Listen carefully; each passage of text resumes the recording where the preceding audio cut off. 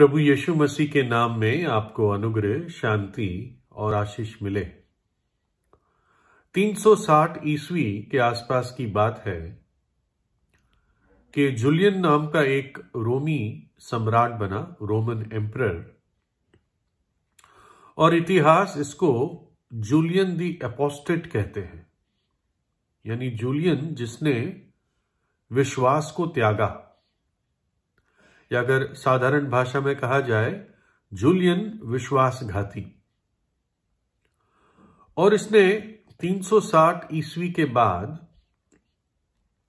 मसीह विश्वास को खुलेआम इसने इनकार किया और मसीह विश्वास और मसीह विश्वासियों का विरोध करने लगा और उनको तंग भी करने लगा। उस समय एक प्रसिद्ध प्रभु यीशु पे विश्वास करने वाला व्यक्ति था जिसका नाम बेजिल था, और बेजिल अपने विश्वास में दृढ़ था, प्रभु यीशु से प्रेम करता था, प्रभु यीशु पे विश्वास करता था, उसके वचन पर विश्वास करता था। और बेजिल ने एक भविष्यवाणी की, या उसने बात कही इस जूलियन सम्राट के बारे में कि ना केवल वो मरेगा लेकिन दूसरे जीवन में भी वो पीड़ा में ही पाया जाएगा। और जब जूलियन ने इस बात को सुना तो वो बहुत गुस्सा हो गया और उसने बेजिल को गिरफ्तारी की आज्ञा दी, और यह आज्ञा दी कि उसके शरीर को हर रोज 7 अलग अलग हिस्सों में फाड़ा जाना चाहिए, और जब तक कि उसकी त्वचा और मांस पूरी तरह से गल ना जाए उसके शरीर के हिस्से करते रहो। और ये क्रूर जो आज्ञा उसने दी थी ये पूरी की गई और बेजिल एक शहीद हुआ 28 जून 362 ईस्वी में। और भी जगह, क्योंकि रोमी राज्य बड़ा था, और भी जगह इसने मसीह विश्वासियों पर सतावन बढ़ा दिया।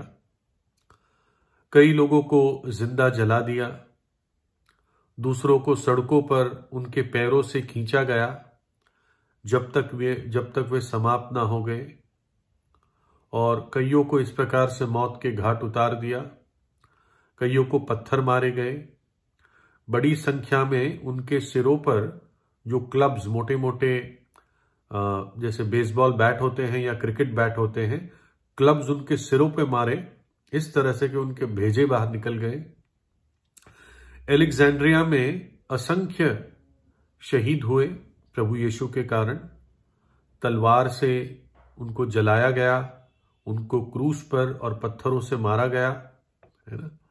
और एरुथुसा में कई खुले रूप से चीर दिए गए, और कुछ लोगों को मक्का खिला देते थे ताकि उनका पेट पूरा मक्के से भर जाए, और फिर बांध देते थे और भूखे सूअरों को छोड़ देते थे जो उनके पेट को खाते हुए मक्के तक पहुंचते थे। और इस प्रकार से बहुत क्रूरता मसीह विश्वासियों पर जूलियन दी एपोस्टेट, जूलियन विश्वासघाती के समय हुआ। थ्रेस में एल्मिनेस नाम का एक व्यक्ति था जिसको खंबे के साथ बांधकर जला दिया, और डोमिशियस की एक गुफा में हत्या कर दी जहां पर वो शरण लेने के लिए भागा था। आप कहोगे ये 1-2 व्यक्ति के बारे में क्यों बताते? ये 1-2 व्यक्ति परमेश्वर की दृष्टि में इनकी मृत्यु बहुत बहुमूल्य है ना। परमेश्वर नहीं भूलता इन बातों को। एक सवाल आता है कि क्यों ऐसे प्रभु यीशु के विश्वासी सताए जाते हैं?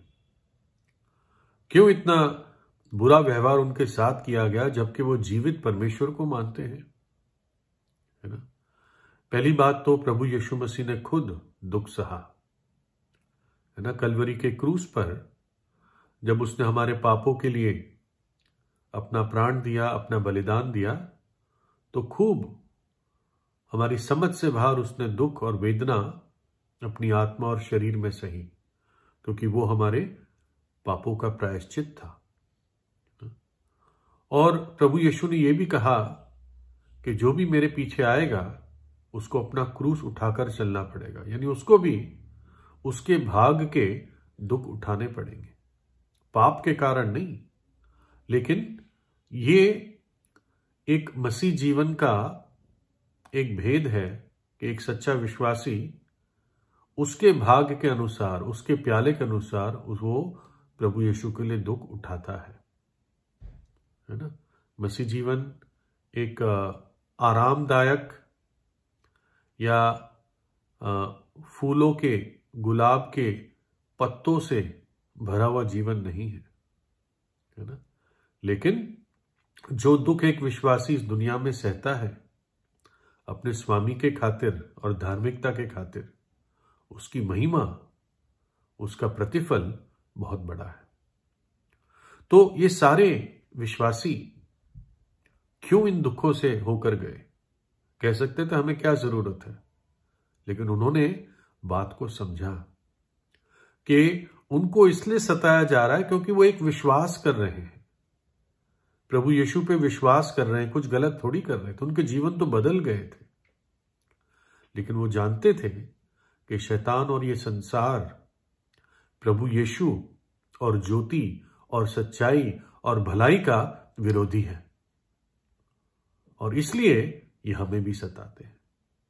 और अपने स्वामी के खातिर जो प्रेम उनके हृदय में था अपने स्वामी के लिए, प्रभु यीशु के लिए, वो सारी अग्निमय परीक्षा से निकले, है ना। और जान भी जहां देनी पड़ी उन्होंने दी। तो इस महान प्रेम को और प्रभु यीशु के विश्वासियों के प्रेम जो प्रभु के प्रति है, इसको कमजोरी ना समझे, है ना। एक मां जब अपने बच्चे को जन्म देती है तो भयंकर दुखों से निकलती है, जिसको जच्चा की पीड़ा कहते हैं। क्या वो कमजोरी के कारण दुख उठाती है या प्रेम के कारण, है ना। तो जूलियन जो विश्वासघाती था, उसने इस प्रकार से मसीह विश्वास और मसीह पर विश्वास करने वाले लोगों को नाश करने के लिए, खत्म करने के लिए ये पूरा अभियान चलाया। फिर से जो अलग अलग वेदियां थी उस पर वो अलग अलग चीजों के लिए आग लगाना चाहता था, यानी मसीह विश्वास को खत्म करके जो पहले उसके पूर्वज वेदियां जलाते थे, वेदियों पर जलाते थे, वो फिर उसको शुरू करना चाहता था, और उसने शुरू किया। और 363 ईस्वी की बात थी जब जूलियन की सेना पर्शिया पर, जो आज का ईरान है, उस पर हमला करने जा रही थी। तो एक सैनिक ने एक मसीह विश्वासी से पूछा, जिनको वो तंग कर रहे थे, कि कहां है तेरा बढ़ाई अब, यानी अब जब तुम्हें ये सब दुख उठाना पड़ रहा है, तुम पिटे जा रहे हो, तो तुम्हारा बढ़ाई कहां है। प्रभु यीशु मसीह, अगर आपको मालूम हो, तो एक बहुत साधारण परिवार में पैदा हुआ था। वो एक गरीब घराने में पैदा हुआ था जिसमें बढ़ाई का काम होता था, और इसलिए प्रभु यीशु मसीह ने भी उस काम को सीखा और 30 साल की उम्र तक उसने बढ़ाई का काम किया। और जब वो अंधों को आंखें देता, गूंगों को बोली देता, जब बहरे सुनने लगते, लंगड़े चलने लगते, जब कोढ़ी शुद्ध किए गए, जब मृतक जिंदा किए गए, तो लोग सोचते थे ये बढ़ाई कैसे कर लेता ये सब। लेकिन उन्होंने इस बात को नहीं पहचाना कि ये कोई साधारण बढ़ाई नहीं है, ये परमेश्वर देह धार कर इस जगत में आया है। बाइबल कहती है भक्ति का भेद बड़ा गंभीर है, ईश्वर शरीर में प्रकट हुआ। तो इसलिए ताना मारते हुए उस रोमी सैनिक ने उस विश्वासी से पूछा, कहां है तेरा बढ़ई?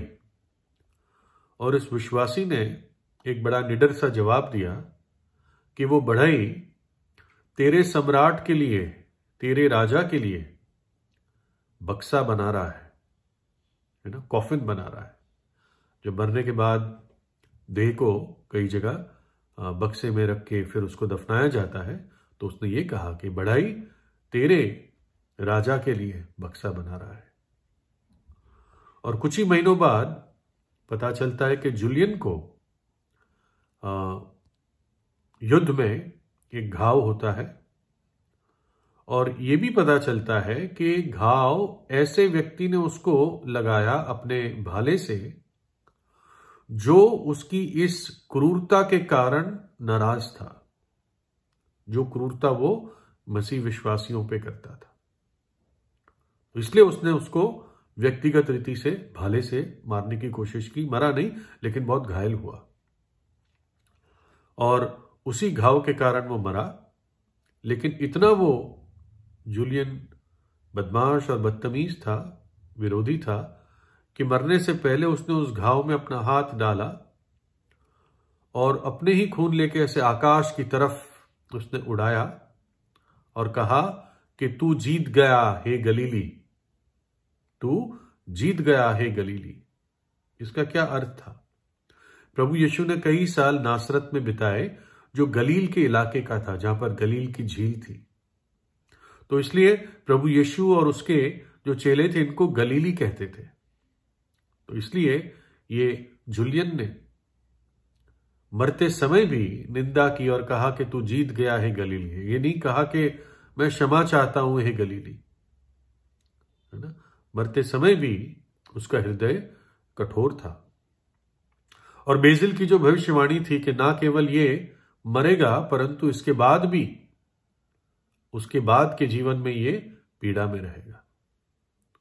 तो आज भी जूलियन पीड़ा में है, नरक की आग में वो पीड़ा में है। इसलिए नहीं कि वो उसने प्रभु यीशु का विरोध किया इसलिए नरक में है ना, इसलिए कि वो अपनी पाप की अवस्था में मरा। वो बिना पापों की क्षमा इस दुनिया से चला गया। प्रभु यीशु तो उसको आखिर में भी माफ कर देता। मरते समय भी अगर वो नम्र हो जाता, क्षमा मांग लेता अपने सारे पापों के लिए, प्रभु यीशु तब भी क्षमा कर देता। उसका हृदय इतना बड़ा है। उसकी इच्छा ही नहीं है कि कोई मनुष्य नाश हो, उसकी आत्मा नरक में चली जाए, उसकी कतई इच्छा ही नहीं है। वो तो चाहता है हर एक व्यक्ति उद्धार पाए, है ना।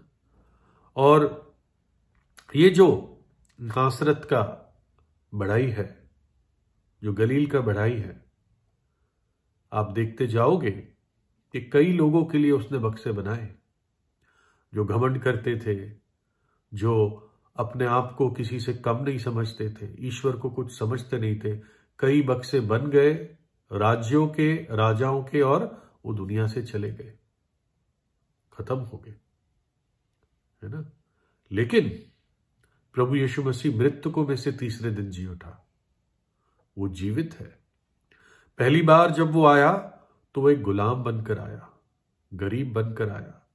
हमारे पापों के बोझ को उस कलवरी के क्रूस पर उसने उठा लिया अपने प्रेम के खातिर, क्योंकि हमारा सृष्टि करता है। लेकिन बाइबल कहती है वो बहुत शीघ्र आने वाला है। जो चिन्ह, जो भविष्यवाणियां हैं उसके आगमन की, वो पूरी हो चुकी है। उसका आगमन द्वार पर और निकट है।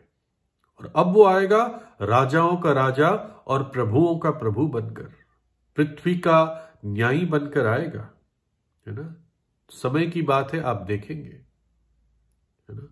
और बाइबल कहती है हर एक घुटना झुकेगा और हर एक जबान कहेगी कि यीशु मसीह ही प्रभु है। जो कोई उसके अधीन नहीं होगा, सच्चे हृदय से विश्वास नहीं करेगा, परमेश्वर के प्रेम को इनकारेगा, प्रभु यीशु के सुसमाचार को नकारेगा, उसके बलिदान को तुच्छ जानेगा, वो नाश होगा, क्योंकि उसको पापों की क्षमा नहीं मिलेगी। वो सिर्फ जो उस पर विश्वास करके पापों की क्षमा पाएगा, वो सदा के लिए जीवित रहेगा। आज ही प्रभु यीशु से प्रार्थना कीजिए। जूलियन का नाम इतिहास कहता है जूलियन विश्वासघाती। आपके नाम के आगे लग जाए ये व्यक्ति विश्वासी। परमेश्वर के पुस्तक में आपके लिए आपके विश्वास की बड़ी और सुंदर बातें लिखी।